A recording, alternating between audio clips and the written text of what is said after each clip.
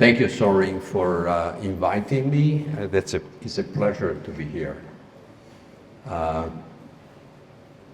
was born in Vicenza, near Venice, in 1941.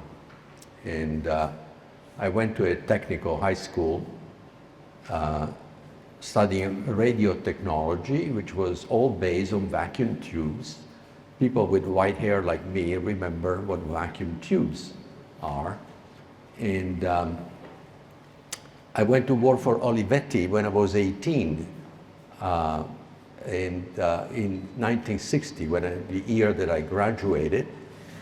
And in 1961, I actually had the opportunity to design for about 60% and build for about 90% a small electronic computer similar to the Programma 101, actually more powerful than the Programma 101, the first desktop computer that Olivetti built in 1965. And this computer used transistors, germanium transistors. In those days, silicon transistors were not yet available. The silicon transistors were invented using the planar process, were invented at Fairchild in 1959, 1960. They were available around 1960, but they were so expensive that only military could use them. So that experience was so foundational for me because, first of all, using transistors, I wanted to understand how they work. And the classical physics is not sufficient to explain how transistor works. That's why I decided to study physics. So I went to University of Padua, that is near Venice and near Vicenza, just in the middle of the two towns, and I studied physics.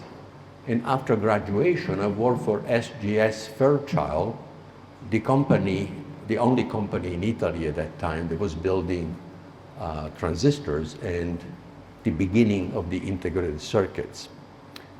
There, I developed the MOS technology, simply copying what was already known, and also designed the first two circuits, integrated circuits of SGS Fairchild. Later, so this happened in 1967. Later, in 1968, early 1968, I went to Fairchild, and I was supposed to stay 6 months at Fairchild. And at Fairchild, they had a project that nobody was able to actually actualize. Nobody had figured out how to make. The idea was already around to use silicon as a gate of an MOS transistor.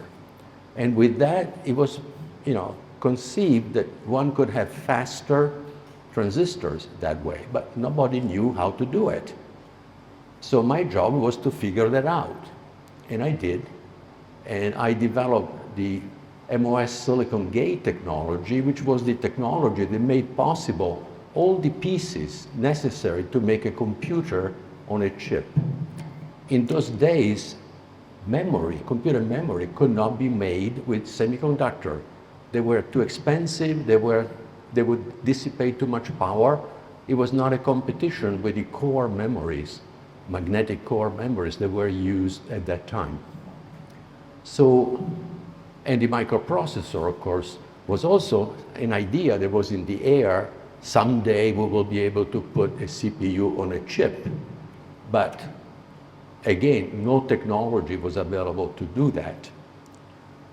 So my job was to figure out how to do silicon gate technology, which I did pretty much in the entire 1968.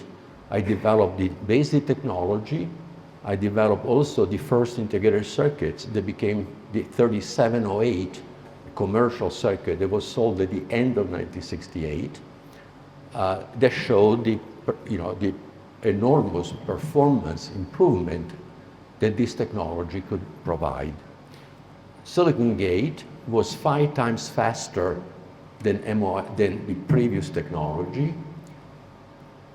You could integrate twice as many transistors of random logic, because with another invention of mine, we could make Berry contacts, polysilicon to silicon contacts directly, so that we have two layers of interconnection. And in random logic, having only one layer of interconnection was very limiting in the density that could be achieved in a chip.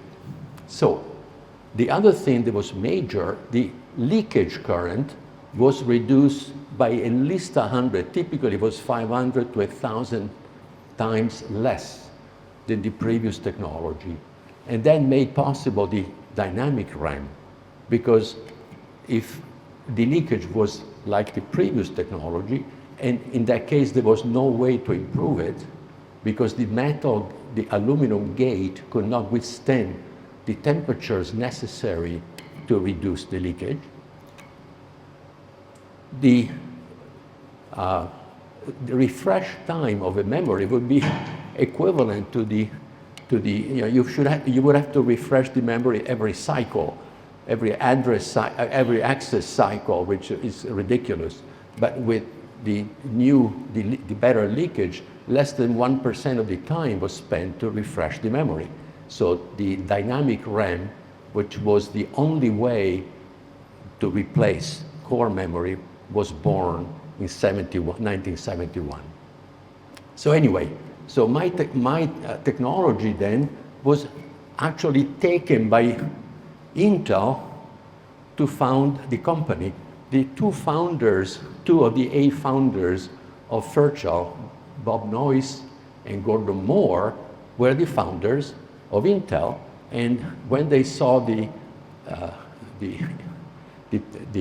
silicon gate technology that was developed already by July of 1968, they decided to start a company. They left Fairchild and they started Intel. So that Intel was started by taking advantage of the technology that I developed in 1968 together with Tom Klein. But Tom Klein did only a very early portion of the work, but he could not figure out how to do the rest. So in 1970, I joined Intel because at that time I had just figured out how to do bootstrap loads with the silicon gate technology. Because bootstrap loads were essential circuit. They require an isolated capacitor in order to be made, and nobody could figure it out how to do that. I figured out how to do that, and at that time, then I also decided to join Intel to develop the first microprocessor, the 4004, which could not be done without that invention. And in 1970, April 1970, I started working on the 4004. There was a custom project for a Japanese company called Busicom that wanted to have a computer made with a few similar pieces that could be reused to do calculating machines. So they had a family of calculators that they wanted to do, and they had figured out that if they had 7 different chips, they could actually do that. And Intel was the only company that could do that, because at that time Intel could also make shift registers that were much better than what other companies were making using silicon gate technology. At that time, when Ted Off, which was an engineer, was the head of the application group at Intel, when Off saw the architecture of the computer of the Busicom, he realized that if dynamic RAM were used instead of shift registers, a lot of the complexity of the CPU would be removed, and they would have a much more effective family of components. And in doing so, it was able to reduce the chip count from 7 to 4. So, but that was it. Then the completion of the architecture and the actual development of these 4 chips, it was not his job, and he was not able to. In fact, he did not realize that it could not be done because there was no bootstrap load that could be done, and that technology would have required bootstrap loads. So when I was hired, I was able to overcome the problems and design the series of chips in 11 months, essentially with the help of one of the engineers of Busicom called Masatoshi Shima, who ended up helping me because the project was behind schedule when I started. The 4004, of course, was supposed to be just a microprocessor for Busicom, but I saw many other applications that could be possible with the microprocessor. And to prove that, I actually designed the tester of the 4004 using the 4004, and actually 2004, one as a controller for the tester, and the other for the pattern generator that would be compared with the chip under test. And so in that manner, I show to my bosses that you could apply the 4000 in this family of components with for making control applications that were not intended initially. And I pushed my managers to actually go out and market the 4 chips for the general public. So this happened in the early 1971. The first chips that were sold fully functional to Busicom were in March of 1971. And then they went right away in production because all the 4 chips were working, and the calculator was in production in July of that month. And then I pushed my managers for many, many months. Eventually, they agree with my assessment, and in November of 1971, the 4000 family of components called MCS4 was introduced in the market. And that was, the market responded kind of, what is that? Actually, I was surprised that it was not, in fact, it was not even a cover story of electronics. I was expecting Electronics magazine, they wouldn't understand the microprocessor were an important invention. There was a cover story a year before of the Fairchild 3708 describing the silicon gate technology and the first commercial product with that technology, but not for the 4004, 4001, 2, 3, 4 family, which was really the beginning of a new era, even if the advertisement that we had was, I think it was the beginning of a new era or something like that in electronics. So at the same time, right about the same time that Intel had decided to take on the project of Busicom, another company went to Intel. They wanted to have an 8-bit microprocessor, and they were interested in a memory made with bipolar technology for their processor. And off a Maser, 2 engineers, a Maser Wolfer off, looking at their architecture, CTC architecture, they realized that architecture was actually not so much more complicated than the 4004 architecture.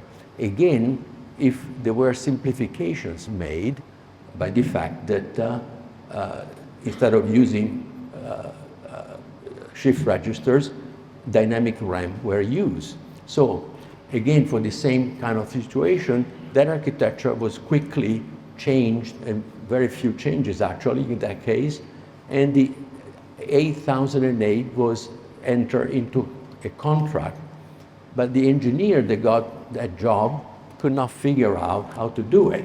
So eventually I took over the project after the 4004 was done. In January of 71, I took over the project. And together with the engineer that was supposed to do it early on, together we did the 8008, which came out in early 1972. And the 8008 was a much better architecture than the 4004, was an 8-bit architecture. And it would allow to do, to do more operations, and also it was a memory, a RAM-based design instead of being a ROM-based design like the 4000 family was. At that time, also, it was very clear, since the management of Intel had decided to go out with microprocessor, that the 8008 should be offered to all customers, so they were able to get the license for the architecture by CTC. That was the company, Control Terminal Corporation, later called Data Point, to have the contract and basically allow Intel to sell this microprocessor for the broader market. You might ask at this point, why the hell did we use 16 and 18 pin packages for microprocessor, where a lot of the time was lost in using the same bus, the same 4 bits in the case of the 4004, and the same 8 bits, or same 8 pins of the 8008 to send address and data, by time multiplexing, which was, a waste of time. But at that time, those type of packages were the only packages that Intel wanted to use. It was like a religion at Intel, and it was very difficult to change that mind. I tried to change their mind at the time of when I took over the 8008. When I took over the 8008, I said, we are throwing away all kinds of time here to send, address and data through eight pins. Let's change that. No way, I was unable to do that. I tried again later on when I figured out a better architecture than the 8008, the future 8080, and it took me 9 months to convince my managers to let me do the new architecture 8080 that I had developed based on the 8008. Finally, I got that permission, and in 1974, we had the first 8-bit microprocessor using N-channel technology this time, that was 6 times faster than the 8008. A factor of 2 of speed was due to the use of N-channel instead of P-channel, and a factor of 3 was the use of a better bus structure using a 40-pin package. It was so obvious, but as I said, it took me 9 months to convince my bosses to let me do it. And that was the primary reason why I decided after that to start my own company, because I said, we already lost 9 of these 15 months of advantage that we had over the competition, because the competition, obviously, when they saw the 8008, the 4004, they figured out that they could do it too if they adopted the silicon gate technology. And so we were, it was obvious that that would have happened. And in fact, 6 months later, after the 8080 was introduced, Motorola introduced the 6800, which was a much better, not much better, but it was a better architecture than the 8080, because it was started without any history. The 8080 was machine code compatible with the 8008, so we were limited. I was limited by this desire to be compatible with the previous microprocessor. Now, because the 8080 was so much faster than the 8008, and also the idea of microprocessor, which meant that you could design a system using software instead of using only hardware, like it was only possible before, became to be, absorbed by the customers, the 8080 was instantly successful. It was introduced in March 1974, and already by summer, it was very clear that it was a winner. It was just taking off. And that was also another reason why I said, now this is the time to start my own company. Now, to go from an engineer that developed projects, by the way, at that time I was in charge of almost all the R&D of Intel. I had 80 people, of which about 60 were engineers working for me at that time, developing all the products of Intel except for the dynamic RAM. Dynamic RAM, it was a separate group, but the rest of the R&D was under my responsibility. So I decided at that time, this is time for me to, to start my own company. If I don't do it now, I will never do it. So I got in touch with one of my managers, Ralph Ungerman, that understood more the systems side of the business, because at that time you needed a development system in order to sell microprocessors, because people had to have a way to develop programs by buying some tools that allow you to write programs. And so we, together with the Z80, we had to develop at the same time also a development system with all the software and all the rest that was needed. So I decided to start this company. I talked to Ralph, and Ralph said, yeah, and we started. So we went off, and it took a couple of months for me to stick around Intel to help them find a replacement, which in hindsight was too generous. But anyway, so by November 1st, 1974, Xylon was born. So the first idea that I had after that took about a month, was the Z8 microprocessor. It would have been the first, if I had started that, it would have been the first microcontroller, modern microcontroller, because Texas Instruments had developed the TMS 1000 in the same year, but it was a pretty meager, it was not a very good microprocessor. It was a 4-bit. And so the Z8 would have been the first 8-bit microcontroller with much stronger capability, much faster, and so on.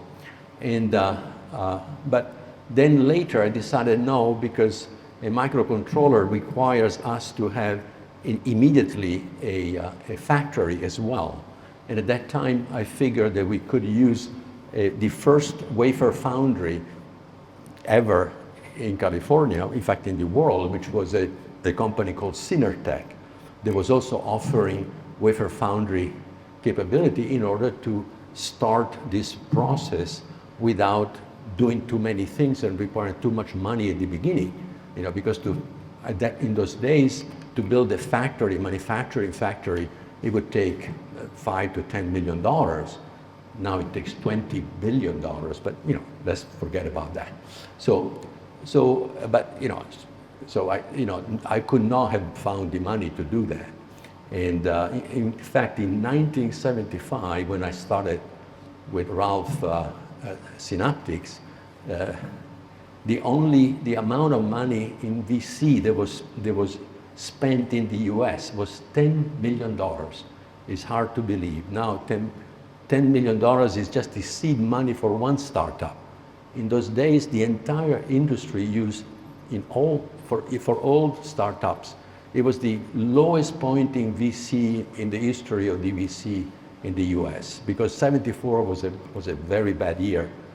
Some of you, again, with the white hair, remember the oil embargo, and there were lines, in 1974, lines at the pump, gas pump, for to get gas, to get benzina. I don't know. How do you say benzina? See. Anyway, so So, we could not have gotten the money. So the strategy was, let's get the microprocessor, the Z80 done.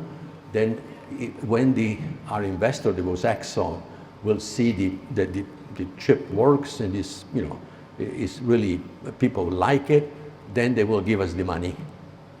Gambling, they will give us the money to build the factory, which actually happened. So we got the money, and about a year later, after the Z80 worked, we had our own factory. So I built the factory in Cupertino, and then a couple of years later, we built a new factory in Idaho. The company grew like a mushroom, because by 1976, March 1976, when the first Z80 worked, we were 11 people, and mostly the people that we had were for the system area, to do the system with the development system, the software. Basically, the Z80 was done with myself, Shima, and 2 draftsmen. That's it, 4 people. And I myself drew 2/3 with my hands, 2/3 of the chip, working 80 hours a week.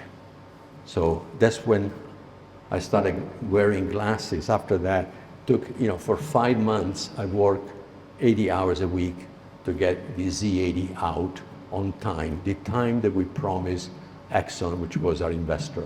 And we delivered. The first Z80s were working the day that I had in my plan. So for 1 week, I was a hero. Anyway, so the Z80, I don't need to tell you, but the Z80 was a 3rd generation microprocessor using only 5 volts. It was twice as fast at the outset of the 8080. It had about 10,000, 9,500 transistors. And it was really, it was a big step forward, because it was very general purpose. It could be used for personal computers, for control applications, for games, you name it. And in fact, it was used in all those applications. There are some that claim that there were 20 billion Z80s sold so far. I don't know if it's true or false, but certainly many billions were built. And the Z80 is still in production, even though Zilog just announced that they will not take any more orders for the Z80 just a month ago. But there are 4 or 5 other second sources of Z80. So the Z80 will continue, even as a simple components, even though most of the Z80s are used as SoCs. They are part of a consumer chip or of some sort or another. So the Z80, then the Z8 came out 2 years later, then the Z8000. There is no time to go through all this history, because what happened, one of the big questions that presumably every one of you has is that how come that IBM did not choose the Z8000 instead of the 8086? And the reason is very simple, because the only investors that we had at Zilog was Exxon Enterprises, that had decided to go into the information business and compete with IBM. So there was a mandate from the top, from the CEO of IBM, thou shalt not use Zilog's products. So that was the crucial reason why a lesser product became the start of the PC for the business. Up until IBM's announced the PC it was the middle of 1981. By that time, I had already left Zilog. I left Zilog at the end of 1980 because Exxon wanted to do what they did, try to compete with IBM. And I said, this is not what I intended, not what you told me when you gave us money. But they controlled the stock, and so they had their way. So I gave them the key and said, now you drive it, and I go do something else. And so at that time, then it was very clear that that IBM was going to go that road, but it was not clear that IBM would have made an open system. That open system was a choice. They understood that Apple had been successful because the Apple II was an open system. People could write software for it. They could have boards and people would plug into the PC, and they could use the PC many different applications. IBM did exactly the same thing. So the PC became an unbelievable success that was copied by, at one point there were 100 companies in the US, perhaps actually should be in the world, that were doing a clone of the IBM PC. Of course, most of them didn't make it, but then Compaq, Dell, HP, and others succeeded, and so IBM essentially found itself in a difficulty because they had competitors that were much, they did not need to have the profits that IBM needed, and so IBM was in deep trouble. In fact, they came close to actually being, losing their leadership in the computer, and somebody was talking in those days that perhaps IBM could go bankrupt because of this choice. From Europe, this was not clear, but from the US it was very clear. There was, in fact, eventually IBM got out of the PC business, as you know, and they had to change direction. They did not see it coming, even IBM. Anyway, so after I left Zilog, I had, to do a little soul searching, trying to understand what happened, because I certainly, I could have done better if I had chosen, for example, better investors early. But with all the, looking at what was going on in the 1974, 75, where the company started, there was no money. In fact, I went around talking to 3 or 4 VCs. They said, forget about getting money this year, 1975. It's everybody's, close the bats, and there is no money for this year, maybe next year. But the company had to start at that time. The only game in town was Exxon Enterprises that actually invested half of the 10 million that I talked about, that I spoke about earlier. So, new company, my second company was a company that developed an intelligent telephone for voice and data, and to help the managers become more effective in their work. So a telephone that would connect with the computer, with the PC, and together you would have an environment that would allow to control both communication, voice and data, as well as the productivity software like calendar, timekeeping and so on. It actually was the precursor of the iPhone. But that product came out in '84. It won prizes, but the market had closed completely to telecommunication because that same year, 2 months earlier, as you know, AT&T was broken up.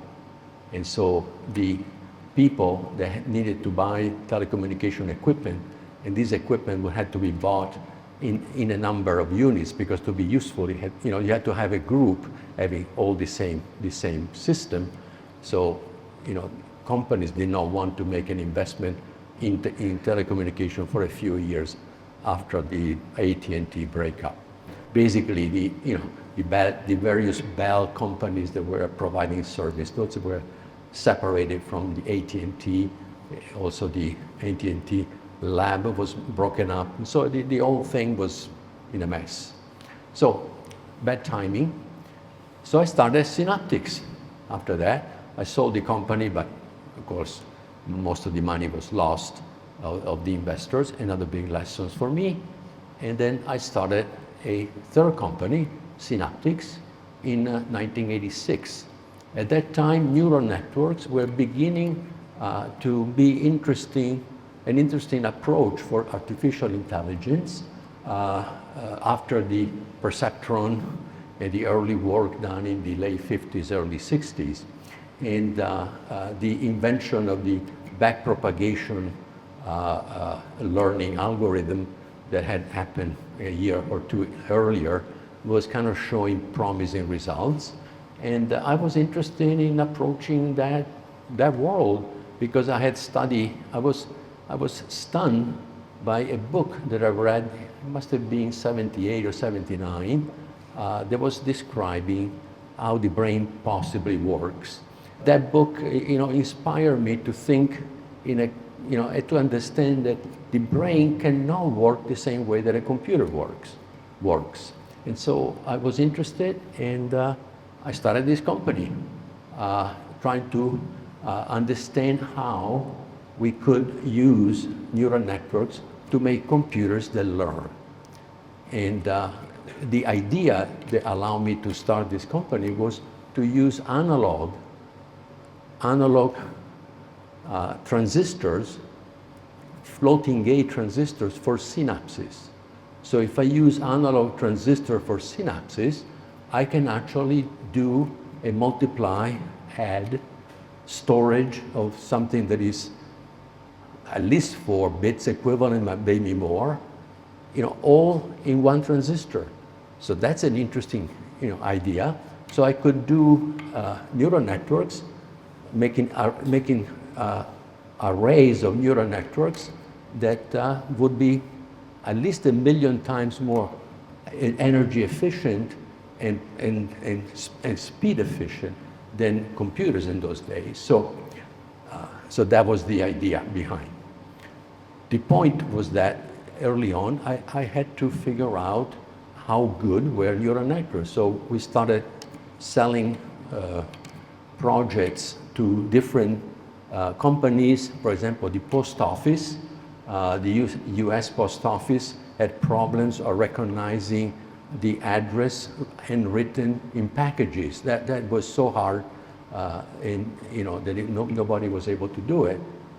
We proved that with neural networks we could do it, and we proved that we could make a chip that could do that. And we went very close to doing that. But in that process, I realized that we did not have, any project had to be a custom project using analog, which was much harder. And so there is no way out, as far as I'm concerned, at that point. So I decided, well, let me figure out here a product that we can do now. We had a group of about 11, 12 engineers, and developing this technology. The technology worked, but it would not have been cost effective for small quantities of products. So what happened was that I figured, it took me a couple of years to figure out a product to do, that could be successful and propel the company to be successful as a company. And I identified finally that product in about 1992. So from 1986 to 1992, I was, we basically concluded all the projects that we had entertained, and we started a new project, which was replacing the trackball in the laptops with a solid-state solution. And I started a group of 4 or 5 of us, the more creative engineers that I had at that time. We would meet once a month, once a week, discussing ways in which we could do, an alternative product to the trackball that probably some of you again remember was not convenient, because first of all, it would grease up from the grease of the fingers, and after a while it wouldn't work anymore. So you would have to open it up, clean it with alcohol, and put it back together. So it was a bad deal, and also it was very thick. So it would not, in the future, it would not be effective. So because the trend was to make computers thinner and thinner. So all of that happened, and in 2 months, we developed the basic technology in our head, not in practice, but in our head, the basic technology for touchpad and touchscreen. Also, touchscreen came out at that time because it was simply replacing the material. Instead of a PC board, you use a plastic material or glass, and so you could do the same thing. It took about a year and a half to develop the first prototype, and it was ready in 1994, and we gave it to a couple, to the PC. And by the way, this is an interesting thing that happened was that in about June of 1994, Apple introduced a PC with a touchpad, exactly what we had. We had almost completed the development. We did not know that was going on. By the way, then we found that when we applied for patents, we found that there were about 150 patents on this idea of a touchpad. But it was so hard to do that nobody had figured out how to do it.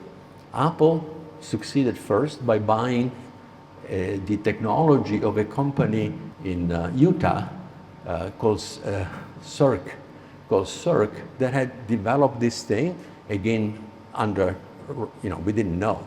And anyway, so when Apple came out with the PC, with the first touchpad, first I was stunned. And then I said, wow, we are lucky. And I will explain you why we were lucky. Because Apple, first of all, did the market testing of the touchpad for us. If the touchpad would not have been successful through Apple, we would not be successful. By September, October of '94, it was clear that the touchpad of Apple was good enough and the market were responding. So the manufacturers of PCs wanted a touchpad, and we had the touchpad. So in January of 1995, we were in production for the first touchpad for PCs. And eventually we ended up selling touchpads to Apple because our touchpad was better than Apple's. And so Apple for many years was buying our touchpads. So then after that, it was, how do we go from here to the next step? And I realized that, late 90s, early 2000, that at that time there were intelligent telephones that were built by different companies. One was RIM, that was highly successful with a little keyboard. And I figured that if the entire screen is a screen, and you have a touch with gestures, you could do much better. So we developed a touch screen, and we went around showing the touch screen to all the telephone companies, the cellular telephone companies, Nokia, Motorola, RIM, and so on. And nobody wanted it. Nobody could care less about that. We went to Apple, and about 5 years before the iPhone, we didn't know that Apple was developing a phone, but also to show if they had applications for the touchscreen. And Apple said, yeah, I want it, but we want an exclusivity. And we said, no, exclusivity, no, this is our idea, this is our intellectual property, forget it. They made their own, and they created the market for us for the second time. So back at the time that we were showing the iPhone came out, Synaptics was a $300 million company. We were selling about $300 million a year of product touchpads.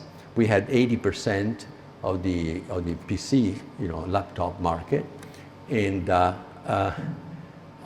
then 6-7 years after Apple came out, we were close to $1 billion of sales, because all the customers, all the people that wanted to do touchscreen, they came to us. But we had the best technology, or equivalent technology of Apple, and nobody else had it.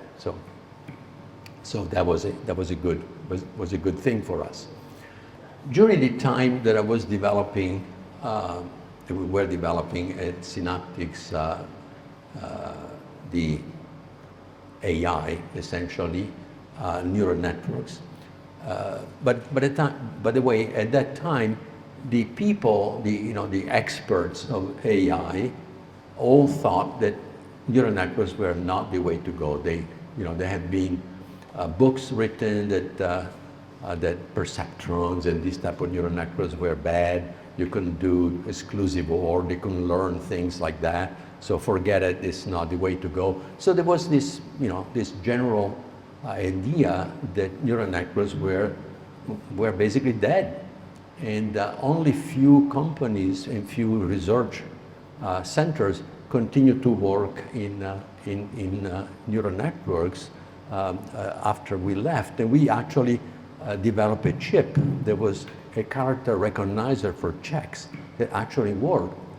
So I mean, we were ahead of everybody, both in hardware and in the technology of recognition. We used convolutional neural networks in those days. They were very good for character recognition. We also developed the first recognizer of characters for Chinese language. And in fact, it was used in China, the first one that was actually useful, that converted Chinese characters into the Chinese ASCII. So after doing that, I was studying biology, was studying neuroscience, and I wanted to understand how the brain works. But in studying neuroscience, books that were talking about how the brain works, they were describing what we do as if consciousness was equal to the electrical signals or the biological signals in our head. So they were describing, for example, the smell of a rose as, molecules that comes out of the rose, they go into the nasal epithelium, they have certain conformations which are recognized by certain cells. These cells emit electrical signals. The electrical signals go to the neural networks of the brain, and the neural networks of the brain says rose. But I asked myself, but wait a second, I recognize the rose by the smell, by the scent, by what I feel, not by the electrical signals. So where is the scent of the rose? The smell as a sensation, not the smell as electrical signals. Electrical signals clearly are correlated to what I feel. But where is the feeling coming from? Or the love that I feel for my son, where is the love that I feel for my son coming from? How can the love that I feel be electrical signals in the brain? Cannot be. That was 1988. 7 years later, a book was written by David Chalmers, a philosopher, who recognized the same problem and actually became famous because he said that this is the hard problem of consciousness. Nobody can understand how you can go from electrical signals to sensations and feelings. Of course, I had already figured this out, but the point is that I could not figure out how to make a computer, taking electrical signals, produce sensations and feelings. And I tried to do that. David Chalmers did not try. I tried for 2 years. I was trying to figure out, just for my own peace of mind. I wanted to understand how the hell can you get smell from electrical signals? No way. No way. So, at the time, I was also very unhappy. I had achieve everything that the world says that if you do, you should be happy. Beautiful family, everybody healthy.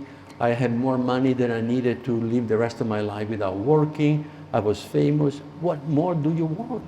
I was not happy. So what's wrong with this picture? This is another problem of consciousness, because happiness or unhappiness are feelings. It's not electrical signals. There may be electrical signals associated with those feelings, but those feelings are the ones that make you know that you are happy or unhappy. And it was in this climate that, in this desire to know, the same desire to know that I had when I was using transistors when I was 19 at Olivetti, that I decided to go and study physics to find out how they really work. That same desire unlocked an experience that showed me that consciousness could not be what I thought it was. It was much, much more. And that experience is, I'm running late. I don't have time to tell you that, but it's written in the book Silicon and also in the book Irreducible that just came out in English. It was out in Italian almost 2 years ago. In Italian it was highly successful. It's still a bestseller in Italy. And that book describes also this experience. But basically, I experienced myself as being the observer of the world, but also the world that I am observing. So my consciousness was not just within myself, but it was also in what I was observing, the world. So I am no longer, so that is not what I thought. I mean, science is telling us that we are separate objects that move in space and time, and we are not connected. So I cannot be the world. I'm completely separate from the world, separate from you. And that experience changed my mind about what consciousness is and changed my life in the sense that it took me in a completely different direction with my life. It happened in 1990, and after 20 years of personal work, trying to understand consciousness, because consciousness is basically the capacity that we have to know by feeling. We know because we feel. We don't know because we have electrical signals. Electrical signals are in a robot too, but the robot doesn't know anything. It doesn't have any feelings. We know because we feel. And feeling comes before the symbols, now I can tell you something more, but after a lot of work that went in between. So for 20 years, I studied consciousness, and after 20 years, I came to the conclusion that consciousness must be a fundamental property of nature. It cannot, consciousness cannot come from something that is unconscious, that doesn't have consciousness. It must be the other way around. How can you get more with less? You can get less with more as a special case of a more. So, in fact, now I say consciousness creates matter, and matter is the symbols that conscious entities need to communicate with other conscious beings in order to express what they feel, what we feel. So feelings come before feelings, which means the feelings as bringer of meaning. We get the meaning through the feelings, what philosophers call qualia.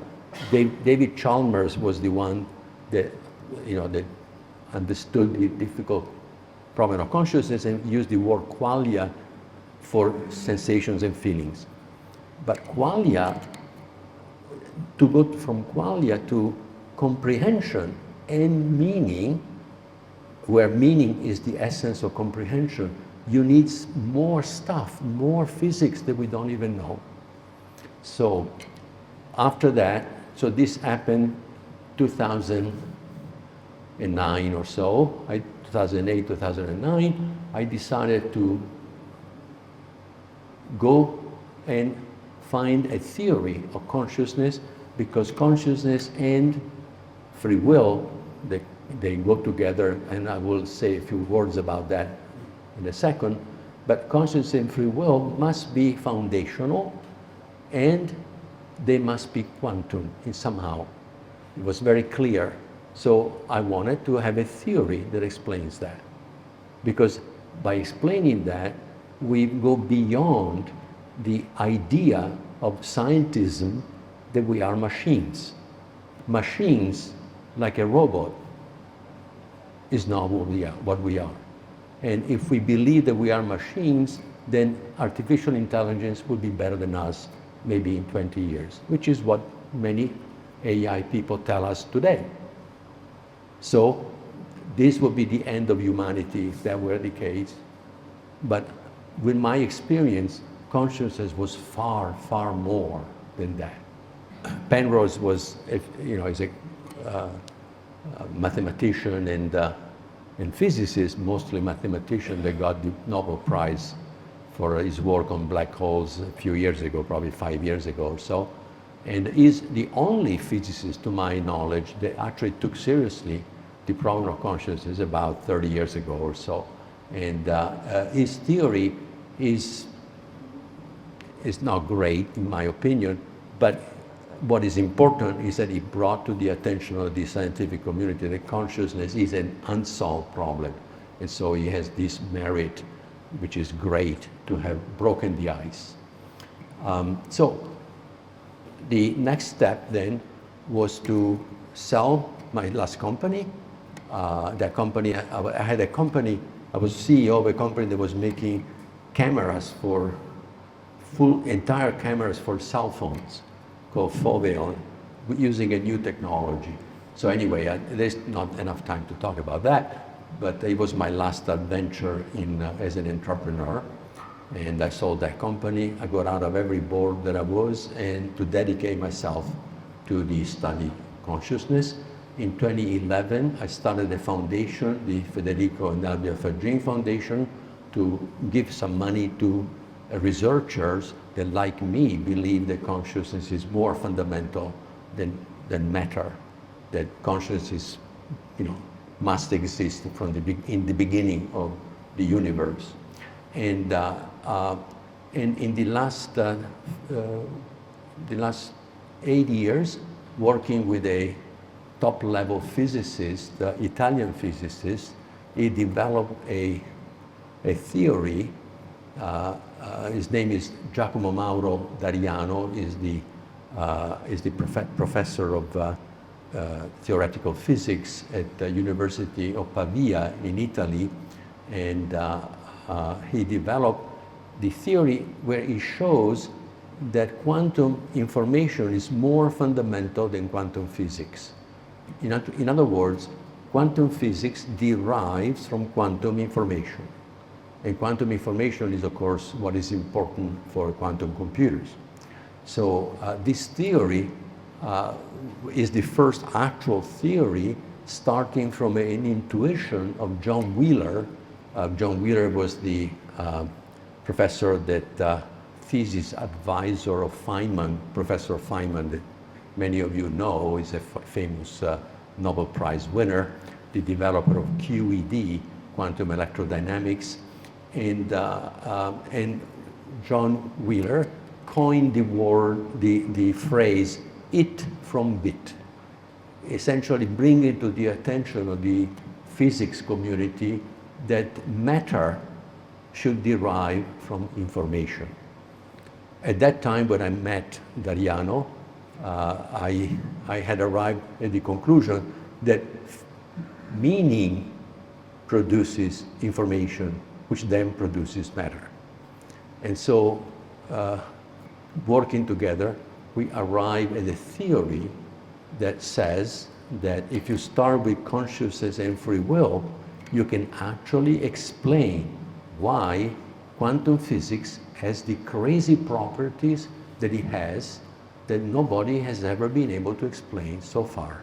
The problem of measurement and the problem of entanglement, what are those? Now we can explain them. I stop here.